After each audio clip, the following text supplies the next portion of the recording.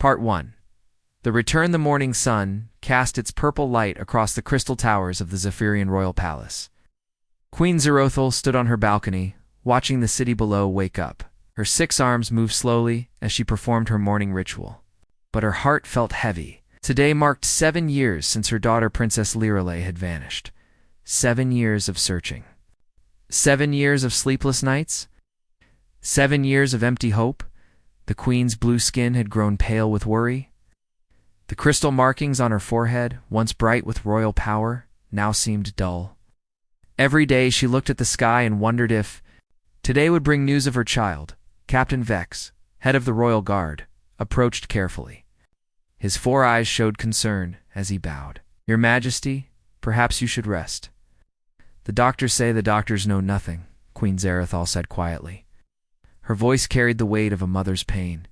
"They cannot heal a broken heart." Suddenly, the palace alarm started ringing. The sound echoed across the courtyard, loud and urgent.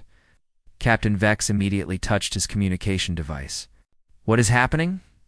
He barked into the device. "Unknown ship approaching the palace, sir," came the reply. "It's not responding to our calls." The queen's 6 arms tensed. "Show me." They rushed to the command center, where a large screen showed the approaching vessel. It was small and damaged, with burn marks across its metal hull. The ship looked nothing like the elegant Zephyrian vessels or the advanced craft of their allies. "It's a human ship," Captain Vex said with disgust. "Those primitive creatures. Should we shoot it down?" Queen Zerothel studied the screen. Something felt different about this moment. After 7 years of disappointment, why did her heart suddenly beat faster? "No," she said. "Let it land." "Your Majesty, that's not safe." "I said let it land." The queen's voice carried the power of absolute command. The human ship landed roughly in the sacred courtyard, leaving burn marks on the ancient stones. Steam rose from its engines. The palace guards surrounded it immediately, their plasma weapons ready. For a long moment, nothing happened. The ship sat silent. Then, slowly, a door opened. A human stepped out. He was tall and thin, with dark hair and tired eyes. His clothes were torn and dirty. Burns covered his arms, and he moved like someone who had been through hell. But he wasn't. Alone in his arms, he carried someone small and fragile. Someone with blue skin and crystal markings. Someone the queen had dreamed about every night for 7 years. "Lirelei," Queen Zerothel whispered. The human looked up at the balcony where the queen stood. His eyes met hers across the courtyard. Without fear, without bowing, he spoke in broken Zephyrian. "Your daughter," he said simply. "She asked me to. Bring her home." The queen's world stopped.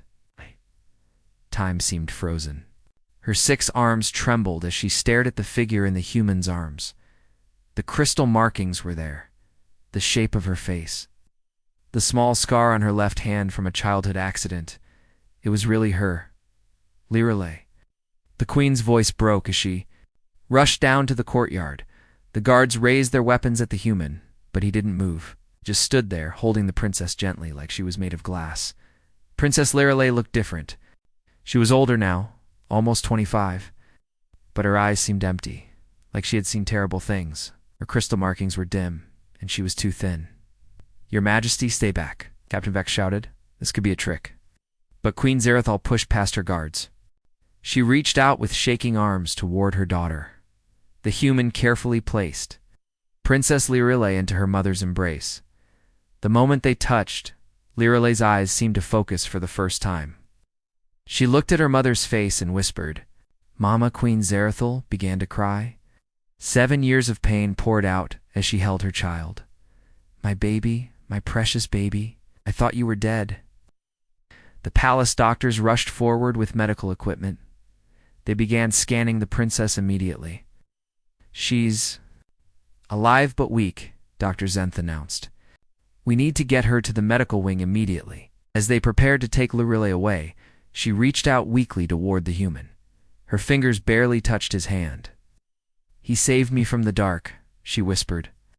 Her voice was soft but clear. "He brought me back from the dark. Captain Vex stepped forward, his weapon pointed at the human. You. What did you do to our princess?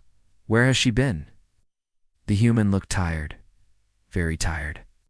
She was lost in the void reaches, he said quietly. I found her. The void reaches. Dr. Zenth gasped. Nothing survives the void reaches. Ships that go there never return. I returned, the human said simply. That's impossible, Captain Vex snarled. You're lying. This is some human trick. Queen Zereltha looked up from her daughter. Her eyes were still wet with tears, but now they showed something else. Curiosity. What is your name, human? She asked. Chen Wei, he replied. Ambassador from Earth. Ambassador Chen, the queen said slowly, the void reaches have swallowed entire fleets. How did you survive? How did you find my daughter? Chen Wei was quiet. For a moment, he looked at Princess Lirelei as the doctors carried her away on a floating stretcher. I made a promise to her, he said finally. Humans don't break promises. But the void reaches, Captain Vex started, are dangerous, Chen finished. More dangerous than you know. It's more dangerous than any of you can imagine. The queen studied this strange human. He looked ordinary, weak even. Humans were known to be primitive compared to the great galactic races. They had only joined the galaxy recently. Their technology was simple. Their bodies were fragile, but this one had done something impossible. You will stay in the palace as our guest, Queen Zerethal declared, till my daughter is well enough to tell us what happened. Chen Wei nodded. I understand. And you will.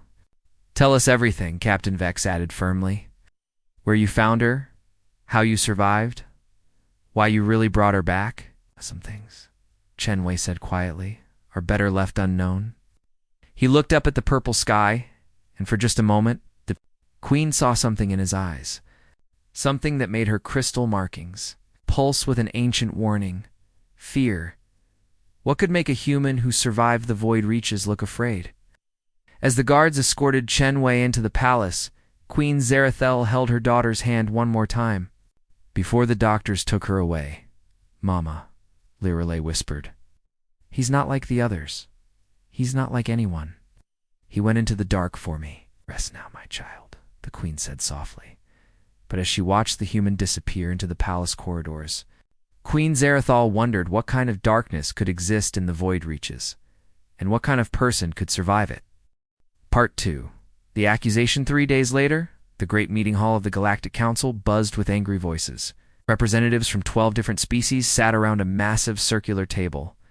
Their ships had arrived quickly after hearing about Princess Lirelei's return. Ambassador Chen Wei stood in the center of the room, alone. His human clothes looked simple and poor compared to the rich robes and advanced suits worn by the other ambassadors. He kept his hands steady, but everyone could see the healing burns on his arms.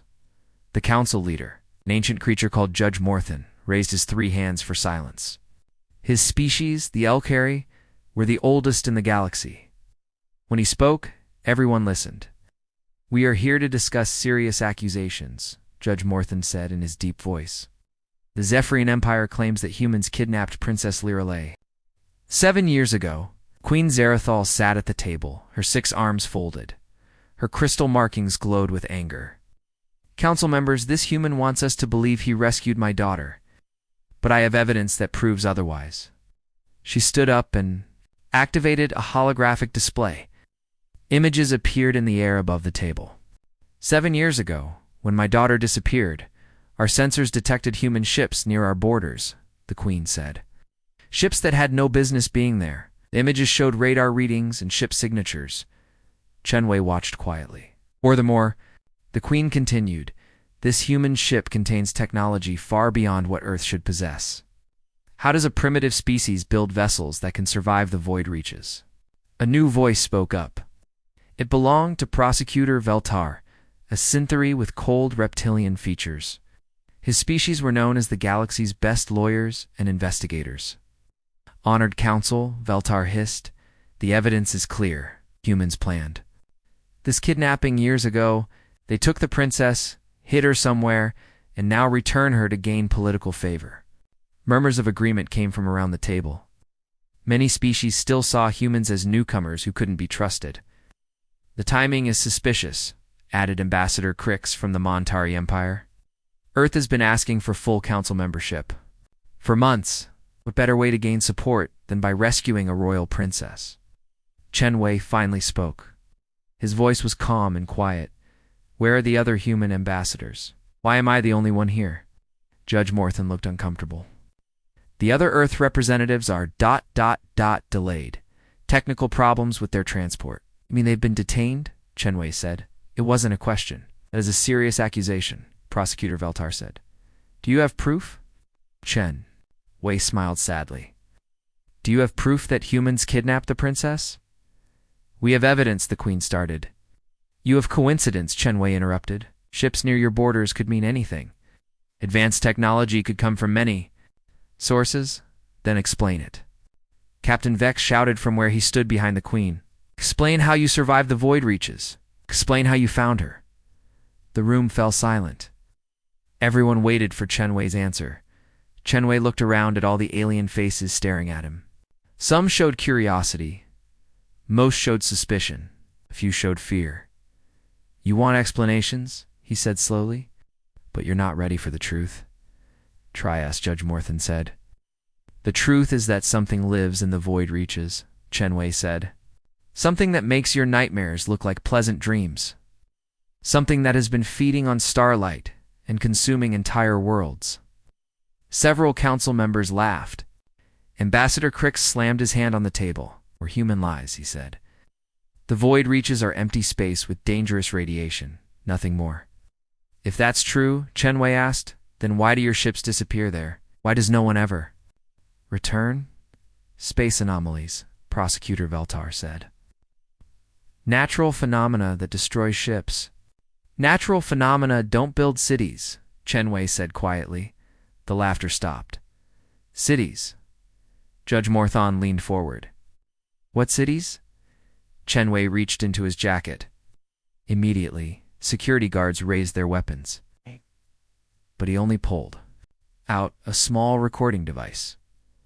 I have footage, he said, from my journey into the void reaches. But I warn you, what you see might change how you view the galaxy forever. Show us, the Queen demanded. Show us this proof. Chen Wei hesitated. Your Majesty, with respect, are you sure? Once you see this, you cannot unsee it. I want to know what happened to my daughter. Judge Morthen studied the human carefully. In his 1,000 years of life, he had learned to read faces. This human looked tired, scared, and completely honest. Play the recording, the judge decided. Chen Wei activated the device. The lights in the room dimmed. A holographic display appeared. Above the table, much larger than the Queen's earlier presentation. At first, the images showed normal space. Stars and empty darkness. Chen Wei's ship moving slowly through the void. This is the outer edge of the void reaches. Chen Wei's voice came from the recording. Day 15 of my search. Then the stars began to disappear. One by one, the points of light on the screen went dark. Not naturally, but as if something was eating them. What are we seeing? Ambassador Crix whispered. Keep watching, Chen Wei said. The recording continued. Space itself seemed to bend and twist. Geometric shapes appeared in the darkness, vast structures that hurt to look at. They seemed to exist in more than 3 dimensions, and then they saw the beings, creatures, made of living shadow, moved between the structures. They had no fixed shape, changing from moment to moment. When they moved, reality seemed to crack around them. Several council members gasped. One of the smaller ambassadors fainted. These are the Devourers, Chen Wei said. They exist between dimensions. They feed on light, on energy, on life itself. The recording showed Princess Lirelei trapped in some kind of crystal cage, surrounded by the shadow beings. She looked terrified and barely alive. They had been studying her, Chen Wei continued, learning about our galaxy through her mind. This is impossible, Prosecutor Veltar stammered. This must be fake. Humans created this with their computers. Human technology isn't that advanced, Judge Morthen said slowly. His ancient eyes had seen many things, but nothing like this. The recording showed Chen Wei's ship approaching the strange city. The shadow beings noticed him immediately. They surrounded his ship, and reality began to warp around him. But something strange happened.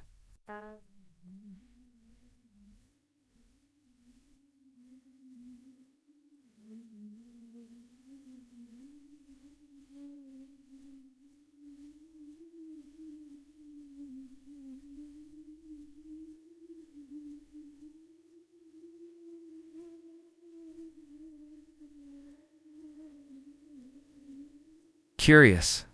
They had never encountered a human before, Chen Wei explained. They tried to break my mind the same way they broke other species. But something was different. The council watched as Chen Wei somehow walked through the Shadow City. The beings attacked his mind again and again, but he kept moving forward. How? Queen Zirathal whispered. How did you resist them? Chen Wei turned off the recording. Room returned to normal light, but everyone still looked shaken. That's what I offered to show you, he said. The rest. The rest is not for public viewing. You made a deal with them, Judge Morthan said. It wasn't a question. Chen Wei nodded. I did. What kind of deal? The queen demanded. The kind that saved your daughter's life, Chen Wei replied. Possibly all of ours. Suddenly alarms began ringing throughout the space station. Emergency lights flashed red. A voice came over the communication system. All council members to emergency stations. Unknown entities detected approaching the station. Reality distortions detected. Judge Morthan looked at Chen Wei with new understanding. In fear they followed you here, didn't they? The judge asked. Chen Wei nodded grimly. I was hoping they wouldn't, but yes, devourers are here. Part 3. Into the void, the council chamber shook violently as emergency alarms screamed throughout the space station. Red lights flashed everywhere. The air itself seemed to buzz with strange energy. Through the large windows, the council members could see space beginning to bend and twist. Stars stretched into long lines before disappearing completely. Reality itself looked broken. What's happening? Ambassador Crick shouted over the noise. Judge Morthan was already at the emergency controls. His 3 hands moved quickly across the panel. All ships are fleeing the area, he announced. Whatever's coming, our sensors can't properly detect it. Queen Zirathal grabbed Chen Wei's arm with 2 of her hands. You brought them here? Led those creatures to us? Chen Wei gently removed her hands. Your Majesty, I hoped they wouldn't follow. But the Devourers are curious about this galaxy now. They want to understand all of us. Understand us for what? Prosecutor Veltar demanded. To decide if we're worth keeping alive, Chen Wei said quietly. Outside the windows, the first shadow. Beings began to appear. They looked just like in Chen Wei's recording, creatures of living darkness that changed shape constantly. Where they moved, space cracked like broken glass. Several council members screamed. Ambassador Crix fell to his knees, holding his head. The pain, he cried. Something's in my mind. Judge Morthan pressed more buttons on the control panel. Emergency shields are failing, he announced. The station's defenses are useless against these entities. Chen Wei walked to the center of the room, closed his eyes, and took a deep breath. Everyone stay calm, he said. Fear makes it worse. How can you be calm? Queen Zirathal shouted. These things are going to kill us all. Maybe, Chen Wei said, but panicking won't help. More shadow beings appeared outside. They seemed to be studying the space station, like scientists examining an interesting specimen. One of them pressed against the window, and the metal began to bend inward. The hull is breaking. Someone screamed. Chen Wei opened his eyes. It looked different now, harder, like he had seen too much pain. Judge Morthan, he said, I need to show you the rest of my recording, the part I didn't want to reveal. Now the judge asked, we're about to die? That's exactly why you need to see it now, Chen Wei replied. He activated his recording device again. The holographic display showed his ship inside the strange shadow city in the void reaches. This is what really happened when I found Princess. Lirelei, Chen Wei said. The recording showed Chen Wei leaving his ship and walking into the shadow city on foot. He wore no protective suit, no special equipment, just his regular clothes. The shadow beings immediately surrounded him. They reached into his mind, trying to break his sanity like they had done to countless others. But Chen Wei didn't break. The council watched in amazement as the human walked through attacks that should have turned his brain into mush. The shadow creatures hit him with fear, despair, hopelessness, and pain. Attack was strong enough to kill most species instantly. Chen Wei stumbled. He fell. Blood ran from his nose and ears. He got back up and kept walking. It's impossible, prosecutor, Veltar whispered. No mind can survive that level of psychic assault. Human minds are different, Chen Wei explained while the recording played. We've survived wars, diseases, natural disasters, and each other for thousands of years. Pain doesn't break us. It makes us stronger. The recording showed Chen Wei reaching Princess Lirelei's prison. The shadow beings watched with what seemed like curiosity as he broke the crystal cage with his bare hands. Why didn't they stop you? Judge Morthen asked. Because they had never seen anything like it before, Chen Wei said. Every other species they encountered either died immediately or went insane. But humans, we adapt, the recording showed. Chen Wei, carrying the unconscious princess through the Shadow City. The Devourers followed him but didn't attack anymore. They seemed to be studying him instead. Then the recording showed something that made everyone in the council chamber gasp. Chen Wei. Chen Wei stopped walking and turned to face the largest shadow being. Instead of running or fighting, he spoke to it. I know you can understand me, he said in the recording. I know you're intelligent. The shadow being shifted its form, becoming almost human-shaped. Your species interests us, it said in a voice. Like whispers in a graveyard, you do not break as others break. We're survivors, Chen Wei replied. It's what we do. We have consumed 1,000 worlds, the shadow being said. We have fed on the light of 10,000 stars, all species. Flee or die when they meet us. You walk through our city like you belong here. I don't belong here, Chen, Wei said firmly. And neither does she, he gestured to Princess Lirelei. Let us go. Why should we? Because if you don't, others like me will come looking. And we don't give up. Ever. The shadow being seemed to consider this. Show us, it said. Show you what? Show us this human strength. Let us study it. Give us one of your years, and we will release the small one. The council chamber fell silent as they realized what they were watching. Chen Wei had made a deal with the most dangerous beings in the galaxy. You stayed with them for a year? Queen Zarathul asked in horror. Chen Wei nodded. 365 days of psychic torture. They wanted to understand how human minds work. How we resist despair.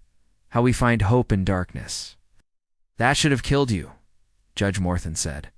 It almost did, Chen Wei admitted. But I had something to hold on to. At the promise I made to Princess Lirelei that I would bring her home. Recording showed the shadow being agreeing to the deal. Chen Wei handed Princess Lirelei to a smaller shadow creature, which gently placed her in his ship. Go, the large being said to the princess. Tell your people what you have seen here. Tell them that the dark between stars is not empty. The recording ended. Outside the council chamber windows, the shadow beings were still there. But they weren't attacking anymore. They seemed to be waiting. They're here because of the deal, Chen Wei said. Part of the agreement was that they could study other species too, but peacefully. Peacefully, Ambassador Crix laughed hysterically. They're destroying space itself. They're trying to communicate, Chen Wei corrected. They don't understand physical matter the way we do. To them, bending reality is like us waving hello. Judge Morthen looked out at the shadow beings. What do they want from us? To learn, Chen Wei said. They've been alone in the dark for millions of years. They want to understand what makes each species unique, and if we refuse. Chen Wei was quiet for a moment, then they'll move on to the next galaxy. But they'll remember that we were hostile. The largest shadow being pressed against the window again. This time, instead of breaking the metal, it seemed to be trying to look inside. It wants to see us, Queen Zarathul realized. It wants to see how we react to fear, Chen Wei said. Whether we'll work together or turn on each other. Judge Morthen made a decision. Open a communication channel to all ships in the area, he ordered.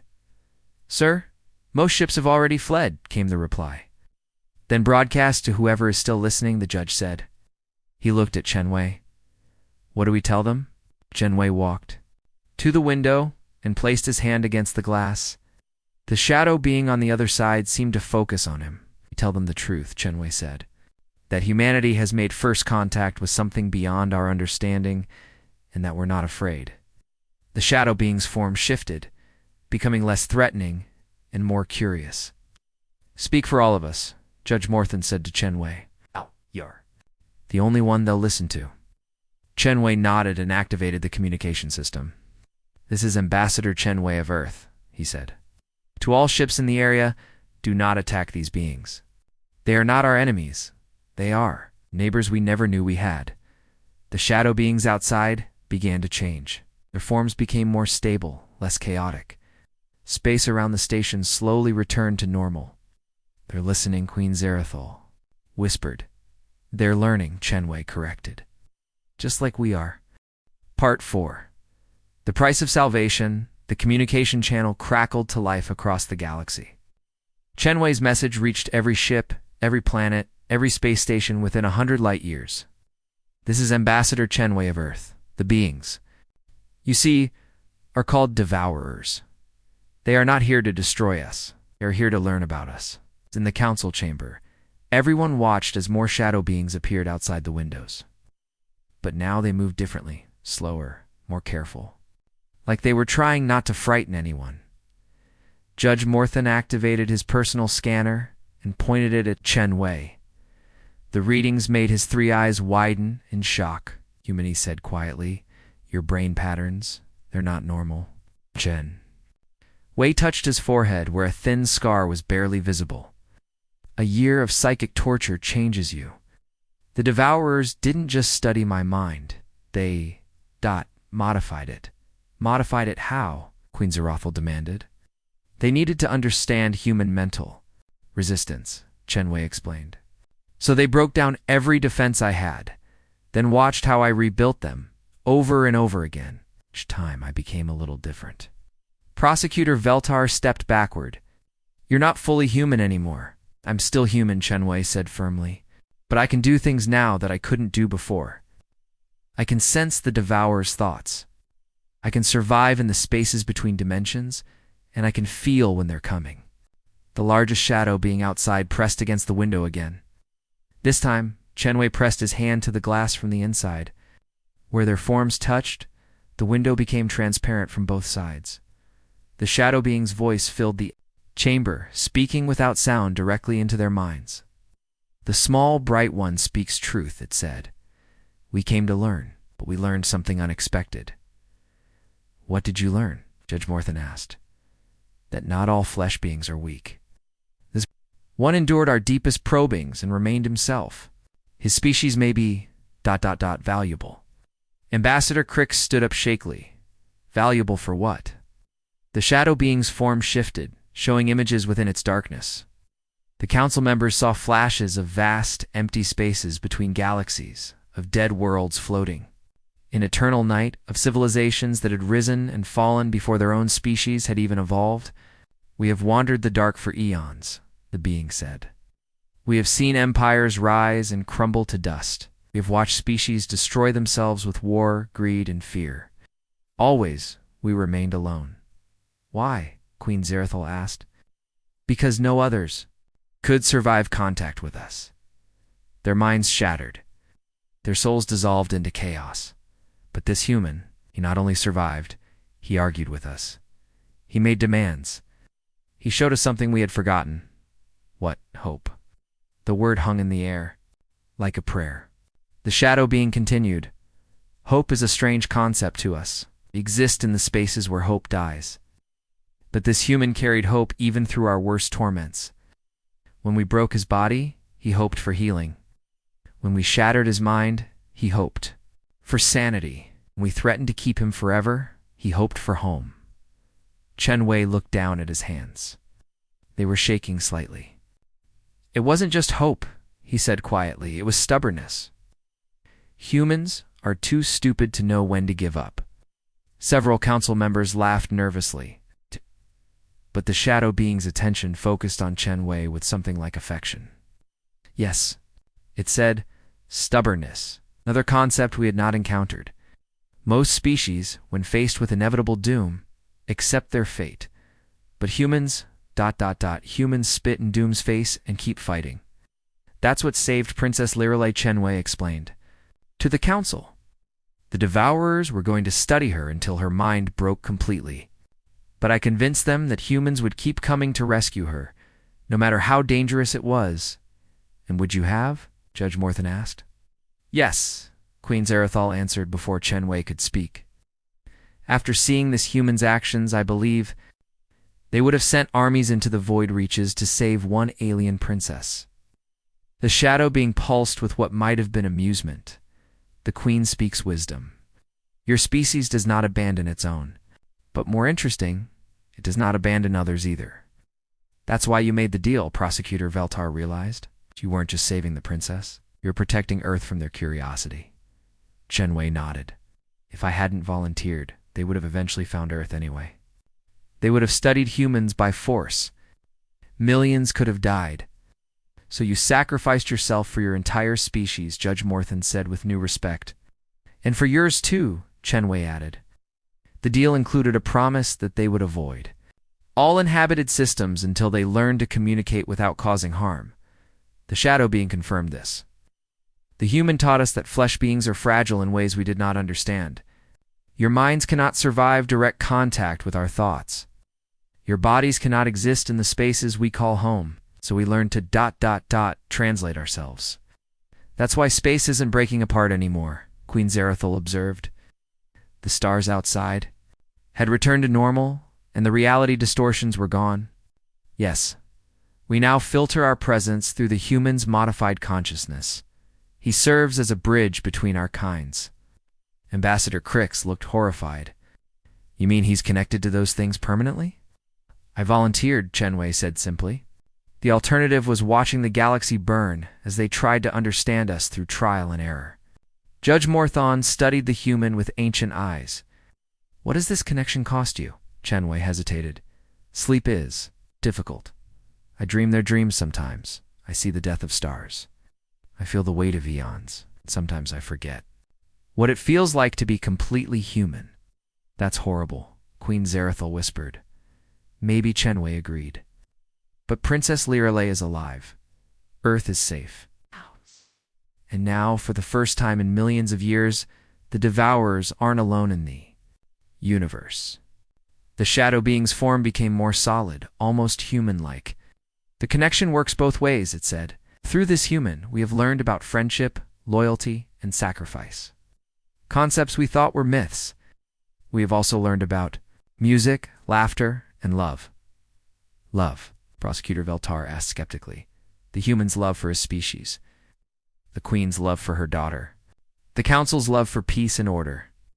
These emotions create patterns in your minds that are beautiful. The being paused, then continued. We have decided that your galaxy is worth preserving. But there are threats coming that you do not. See dark things from the spaces between galaxies, things that make us seem friendly. What kind of threats? Judge Morthan demanded. The consumers, the shadow being said, and even its voice seemed afraid. They devour not just light and matter, but existence itself. They turn planets into nothing. They erase species from history so completely that they never existed at all. The council chamber fell silent. The idea was too terrible to fully understand. How long do we have? Queen Zarathal asked. Perhaps 1,000 of your years. Perhaps less. Can you stop them? Alone? No. But with allies. The being looked directly at Chen Wei. The human has shown us that cooperation is possible. The different forms of life can work together. If your species can learn to trust us and we can learn to understand you, then maybe we all survive, Chen Wei finished.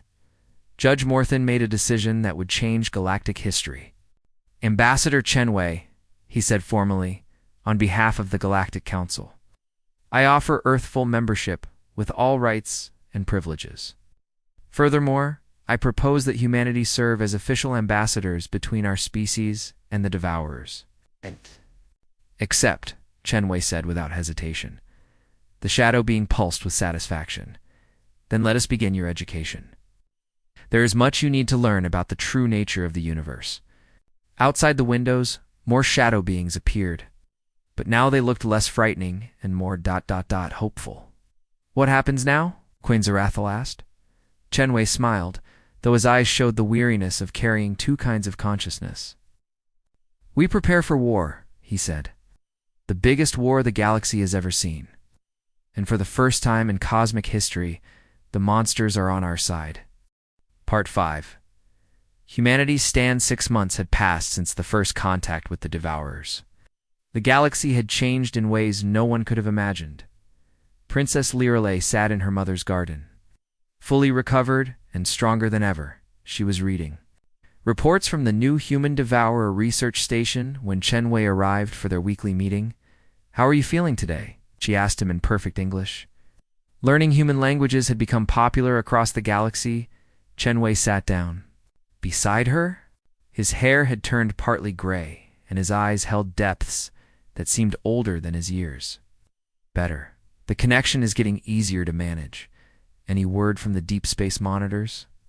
Chenwei's expression grew serious. Yes, and it's not good. News. Across the galaxy, emergency signals were being sent to every council world. The message was simple and terrifying.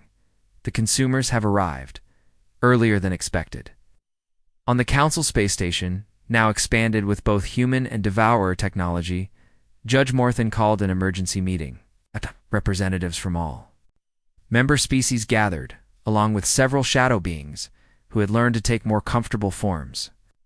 The deep space sensors have detected them, Judge Morthan announced. A fleet of consumer ships approaching from outside our galaxy. They'll reach the outer systems in 3 days. Admiral Sarah Torres, the new human representative to the council, stood up. She was a tough woman with gray hair and scars from the old Earth Wars. How many ships? She asked. The largest shadow being, who now called himself Morden, answered, Numbers are meaningless with consumers. Do not build ships as you understand them. It transforms space itself into weapons. What does that mean? Queen Zarathil demanded. Images appeared on the chamber's displays. The council members saw something that made their blood run cold. Empty space. Not black space with stars, but complete nothingness. Areas where the universe itself had been eaten away. They consume reality, Morden explained. Planets, stars, space, time, everything ceases to exist. As if it never was. Ambassador Crix, who had become much braver over the past months, raised his hand. What's our plan? Can we fight them? The traditional galactic defense fleets would be useless, Admiral Torres said. But we're not using traditional methods anymore. She activated a new display, showing the combined human-alien devourer fleet that had been secretly built over the past months. The ships looked like nothing the galaxy had ever seen before. Part metal, part shadow, part pure energy. The humans have given us something we never had before, Morden said. The ability to hope against impossible odds. Hope, we have learned, is a powerful weapon. Chenwei entered the chamber at that moment. He looked tired but determined. The consumer. Advanced scouts have been spotted near the outer rim. We need to move now. Are you strong enough for this? Judge Morthan asked with concern. Chenwei smiled grimly. I spent a year having my mind torn apart and rebuilt. I think I can handle a little space battle. But this wasn't going to be a little space battle. This was going to be war on a scale the galaxy had never seen. 3 hours later, the combined fleet moved toward the edge of known space. Human ships flew alongside Zephyrian cruisers, Montari fighters, and Synthari battleships. But the most impressive sight was the shadow beings, who had taken the form of living warships, creatures of pure darkness that could phase between dimensions. Chen Wei stood on the bridge of the flagship, a hybrid vessel that was part human technology, part alien engineering, and part devourer magic. Admiral Torres commanded the military aspects, while Chen Wei served as the psychic link between all the different species. Contact in 30 minutes, the communications officer announced. Through the ship's windows, they could see it a wave of absolute nothingness moving toward them. Where it passed, stars simply stopped existing. Planets vanished without a trace. The universe itself was being erased. By the ancient spirits, Queen Zirathal whispered over the communication channel. From her ship? How do we fight something like that? Together, Chenwei said simply. The first consumer ships became visible, if they could be called ships. They looked like holes in reality, dark wounds in space that hurt to look at directly. All ships, this is Admiral Torres, came the announcement. Remember the plan. We're not trying to destroy them. We're trying to show them something they've never seen before. The consumer fleet moved forward like a wall of death. But instead of running, the Galactic Alliance did something unprecedented. They stood their ground. Human pilots flew their ships directly at impossible odds, just like their ancestors had done in Earth's ancient wars. Zephyrian captains kept their formations perfect even as reality began to break apart around them. Montari fighters danced through spaces where physics no longer worked properly, and the Devourers did something they had never done in millions of years of existence. They fought to protect something instead of consuming it. The battle was unlike anything ever recorded. Ships phased between dimensions. Shadow beings wrestled with creatures of pure entropy. Human commanders made split-second decisions that saved entire worlds. But the consumers were winning.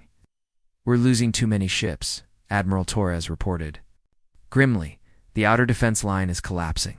Xuanwei closed his eyes and reached out through his connection to every consciousness in the fleet, human, alien, and devourer alike. Listen to me, he said, his voice reaching every mind simultaneously. The consumers think we're just another species to be erased. They think we'll break and run like all the others. But they don't understand what makes us different. Consumer. Ship broke through the defense line and headed straight for a colony world with billions of inhabitants. They don't understand, Chenwei continued, that humans don't abandon people, that Zephyrians don't forget their honor, the Montari don't break their word, that Devourers can learn to love something besides darkness. The combined fleet turned as one and threw everything they had at the consumer ship, not because they had orders, but because none of them could bear to watch an entire world die. The consumer ship stopped. For the first time in cosmic history, consumer hesitated. There. Confused, Morden reported with amazement. I don't understand why we're sacrificing ourselves for others. Then let's show them, Chenwei said. He did something that should have killed him. He opened his psychic connection fully, not just to the fleet, but to the consumers themselves. He showed them what he had learned in his year with the Devourers. He showed them hope, love, friendship, sacrifice, the refusal to give up even when death was certain. The consumer fleet stopped advancing. Impossible, Admiral Torres whispered, but Chenwei wasn't finished. Through his connection, he showed the consumers something else, the beauty of existence, the joy of discovery, the wonder of meeting something new instead of destroying it. The lead consumer ship began to change. Instead of a hole in reality, it became something almost solid, it's almost real. A voice filled every mind in the fleet, ancient, tired, and very surprised. We remember, it said. Long ago, before we learned to consume, we were like you. We built. We created. We loved. Can be like that again, Chenwei said, though the effort was making him bleed from his nose and ears. We have forgotten how. Then, let us teach you, Queen Zirathal said. Her voice full of the same compassion she felt for her daughter. The consumer fleet began to withdraw, but not in retreat and wonder. This galaxy, the consumer voice said, is different from the others. It contains something we thought was extinct in the universe. What's that? Judge Morthan asked. Unity. Different species, different forms of life, all working together, all willing to die for each other. We have consumed 1,000 galaxies, but we have never seen this. The battle was over, but the war, the real war, had just begun. Not a war of weapons, but a war of ideas. A war to prove that existence was better than extinction. That building was better than consuming. That hope was stronger than hunger. Chenwei collapsed on the bridge, but he was smiling. Is he all right? Admiral Torres asked Princess Lirelei, who had been monitoring from the flagship's medical bay, checked his vital signs. He'll live, and I think he's finally at peace. The human who had saved a princess, befriended cosmic horrors, and stopped the end of everything. Finally let himself rest. 6 months later, the galaxy was rebuilding. But now they weren't alone. The Devourers helped design new technologies. The reformed consumers taught them about the deep structures of reality. And at the center of it all, humanity served as the bridge between different forms of life. Chen Wei, fully recovered, stood in the same garden where Princess Lirelei had been taken from 7 years ago. But now the garden was full of children, from a dozen different species, all playing together. "Do you ever regret it?" Lirelei asked him. "The sacrifice you made?" Chen Wei watched a human child teaching a young Zephyrian how to play Hadansik, while a small shadow being helped them both cheat. "Regret saving you?" "Never," he said. "Regret bringing the galaxy together? Never. Regret showing the universe that hope is stronger than despair." He smiled and looked up at the stars, where ships from 100 worlds traveled safely through space that was no longer empty. Never. The galaxy had learned something that would echo through cosmic history. When different forms of life work together, when they refuse to,